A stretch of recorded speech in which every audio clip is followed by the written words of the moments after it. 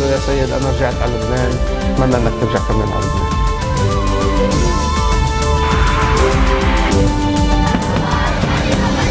قرار صادر من مجلس الجامعة تسمية حزب الله الإرهابي.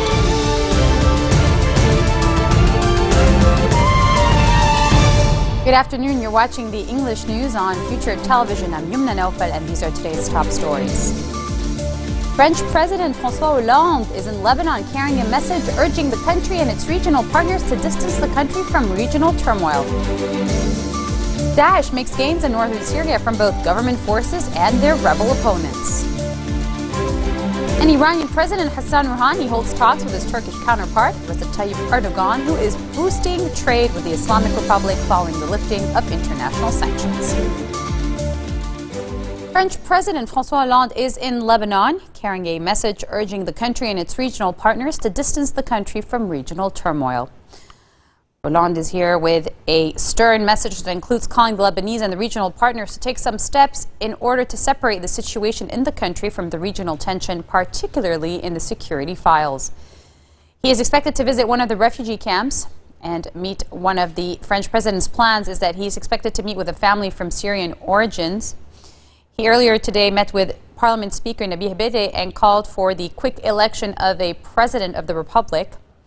He's also set to meet another two families residing at the International Red Cross headquarters who are preparing papers for residency in France. The French president is expected to reiterate that his country assumes responsibility towards the refugees in countries neighboring Syria. Paris announced in September 2015 that it will grant 100 million euros of additional aid to these countries, of which 40 million are allocated to Lebanon. Daesh made gains in northern Syria from both government forces and their rebel opponents. The northern province of Aleppo borders Turkey and is crisscrossed with supply routes that are strategic for practically all of Syria's warring sides. IS fighters seized another border village in their offensive against non-jihadist rebel groups in the province, according to the Syrian Observatory for Human Rights. The ISIS counterattack has rolled back rebel gains in the border area, which had seen advances from Azaz, a town 8 kilometers south of the Turkish border, towards ISIS bastions further east. The group also advanced against government forces near Khanasir, a battleground town southeast of Aleppo that has changed hands several times. Iranian President Hassan Rouhani held talks with his Turkish counterpart Recep Tayyip Erdogan, who is hoping to boost trade with the Islamic Republic following the lifting of most international sanctions on Tehran. The meeting at Erdogan's palace near Ankara comes a day after Iran came under fierce criticism from fellow heads of states from the Muslim world, who accused his country at a summit in Istanbul of supporting terrorism. His meeting with Erdogan, who is also at the center of controversy for seeking to silence critics at home and abroad, is expected to focus on the Syrian conflict and the two-way trade. After being brought in from the cold following last year's nuclear deal with world powers, Iran is being courted by both Europe and Turkey as a potentially lucrative market for trade and investment. Turkish Prime Minister Ahmet Davutoglu visited Tehran in March. At the time, the two countries said they aimed at triple annual bilateral trade to $30 billion within 2 years. Iraq's parliament canceled a session of anti-graft reforms, according to state television, as some MPs dispute legitimacy of the speaker to chair the meeting in an escalation of a political crisis crippling state institutions. The session is the third canceled this week as politicians bicker over a plan to overhaul Prime Minister Haidar al-Abadi's cabinet by bringing a technocrat in a bid to stem corruption. The session was scraped because Parliament could not be secured by the security forces, according to the statement from the office of the Speaker, Salim al-Jabouri. The statement was apparently referring to MPs who say Jabouri has no right to chair the session and who met on Thursday in his absence, holding a ballot to oust him. Canadian Prime Minister Justin Trudeau might know more about quantum theory than you may think. Just ask a group of reporters who got schooled by the Prime Minister during a news conference at the Perimeter Institute for Theoretical Physics, Waterloo, Ontario. He had been questioned on this knowledge of quantum theory by a reporter during a press conference where he pledged $50 million budget for physics at the Waterloo think tank.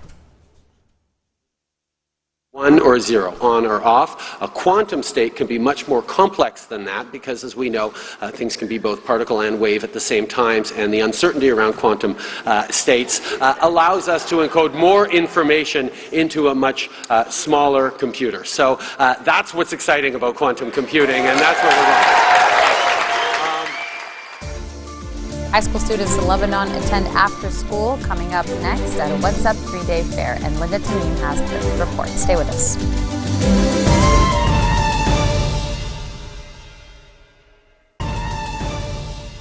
Welcome back. You're watching the 16:20 o'clock news here on Future Television. The UN Information Center in Beirut has launched a 3-day fair entitled After School, What's Up for High School Students in Lebanon.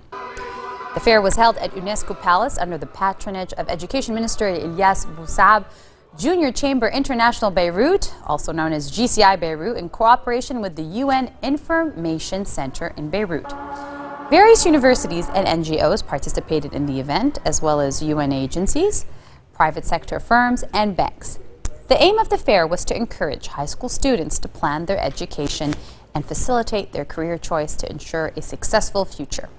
The event also featured training sessions for students, and here are some of the reactions.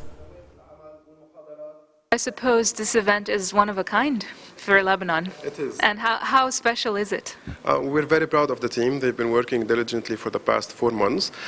Basically, the project is called After School What's Up, and it's based on the Sustainable Development Goal number 4, which is the best education for everyone, since we are partnered with the United Nations all over the world. So, as you can see, the team has been working very hard, and the result is outstanding. Our main belief is that we can improve our society by positive change and being better. And since everyone believes they can be better, they are able to spread this message very easily to everyone. And they were able to attract all the sponsors and all the universities to work with them, since they were working very hard also in spreading the message and getting them to join us and support us in this project.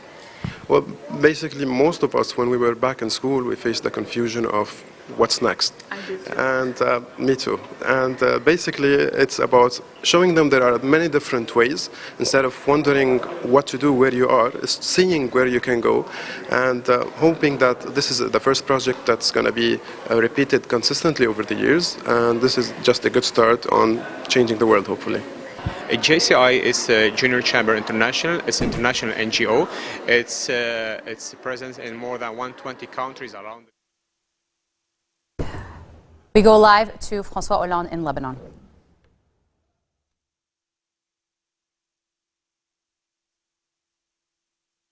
Sorry, apologies for these technical difficulties.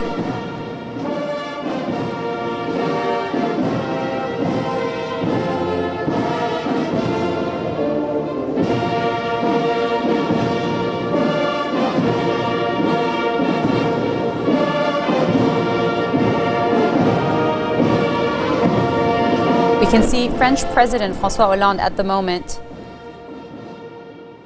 walking to the Sarai in downtown Beirut next to Prime Minister Tamam Salam. They are expected this afternoon to discuss bilateral relations, the Syrian refugee crisis, as well as the presidential vacuum. French president arrived in Beirut earlier this afternoon at 2:30 p.m. local time, and then proceeded to meet with Parliament Speaker Nabih Berri.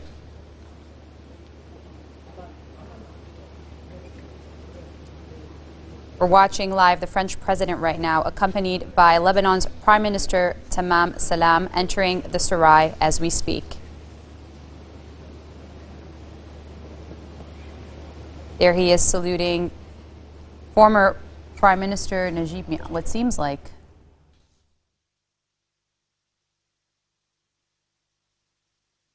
Samir Muqbil. Different ministers await him in the Sarai. French president is in Lebanon carrying a message urging the country and its regional partners to distance the country from regional turmoil. He's expected to visit one of the refugee camps in Lebanon tomorrow and meet different families, some of which are expected to be setting off to France.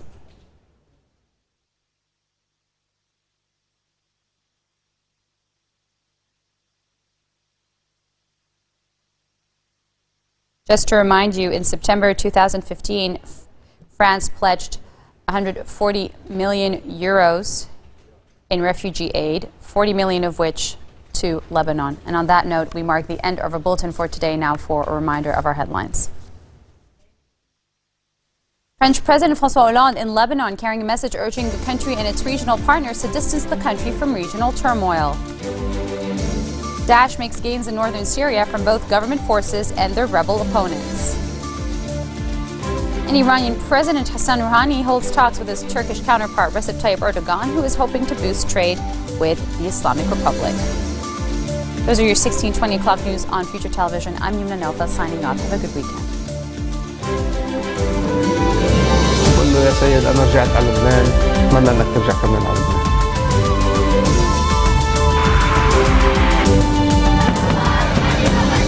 قرار صادر من مجلس الجامعة تسمية حزب الله الإرهابي.